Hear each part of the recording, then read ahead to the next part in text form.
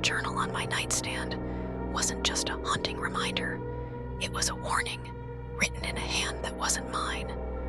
Its pages had changed, filled with new entries detailing events that hadn't happened yet, but soon would.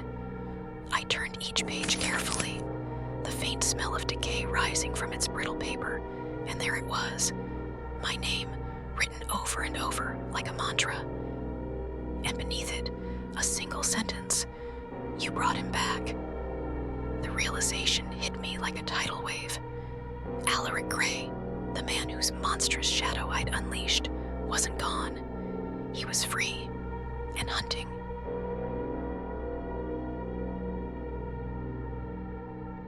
For days, I pored over the journal, desperate for answers. Each word felt alive, as if the book was whispering its secrets directly into my ear. It spoke of a prophecy, one that linked Greyhaven to an ancient ritual, older than the house itself, a doorway between worlds. It wasn't just Alaric who had been bound to the house. The ritual had created a bridge, tethering our world to something far darker, far more dangerous. Destroying the tether didn't just free Alaric, it weakened the barrier. Now something was coming through.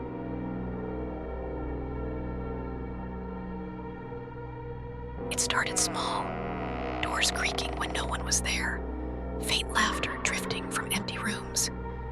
But soon, the shadows began to move, not just at Greyhaven, but in my home. One night, as I lay in bed, I felt it, a pressure on my chest, like unseen hands pinning me down. I tried to scream, but no sound came. And then I heard it, Alaric's voice, low and guttural, whispering, "You belong to the house now."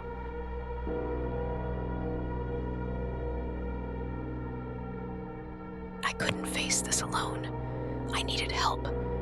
But who could I trust with something so unexplainable? I turned to the town historian, an elderly man named Mr. Delaney, who had spent his life researching Greyhaven's dark past. When I told him my story, his face paled. He muttered a single word, liminal.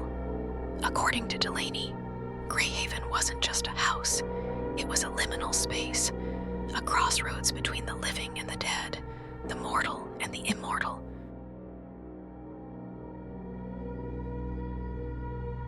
Delaney explained that Alaric wasn't the first to use the house for rituals. The land itself had been cursed for centuries, long before Greyhaven was built. Native tribes had called it the Wound, a place where the veil between worlds had been torn apart by ancient blood magic. Every family who lived there, every person who crossed its threshold, became part of the curse, a sacrifice to keep the balance. And now, with the tether destroyed, the balance was broken. The wound was wide open.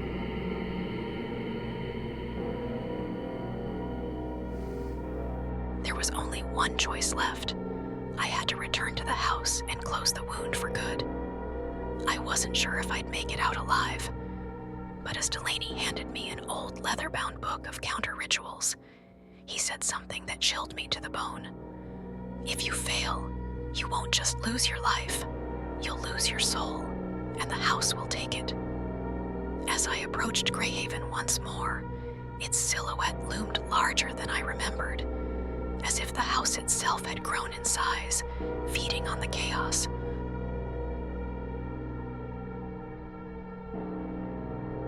The moment I stepped through the gate, the air changed, thicker, colder, like walking into a tomb. The door swung open before I even reached it, and for a moment, I thought I heard Eleanor's voice, faint and trembling. "You shouldn't have come back."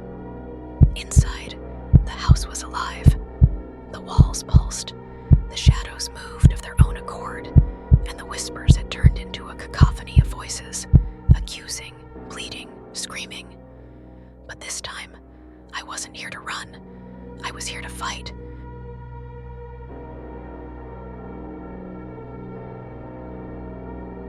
I followed the journal's instructions carefully. lighting the black candles and inscribing the symbols on the floor in salt and ash. The final step was the most dangerous, invoking Alaric's name to draw him out. The moment I spoke his name, the house roared, the walls shook, and the floor cracked beneath me. And then he appeared.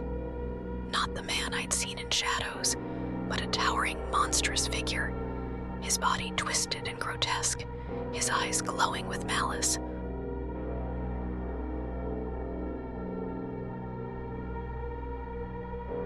Alaric laughed, a sound that echoed like breaking glass. "You think you can banish me?" he sneered. "This house is mine. You are mine."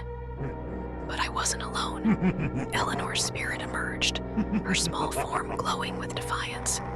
She stood between us, her voice strong. "This house belongs to the living." As I chanted the final words of the ritual, the symbols on the floor ignited in blue flame, and Alaric let out a scream that shook the very foundation of the house.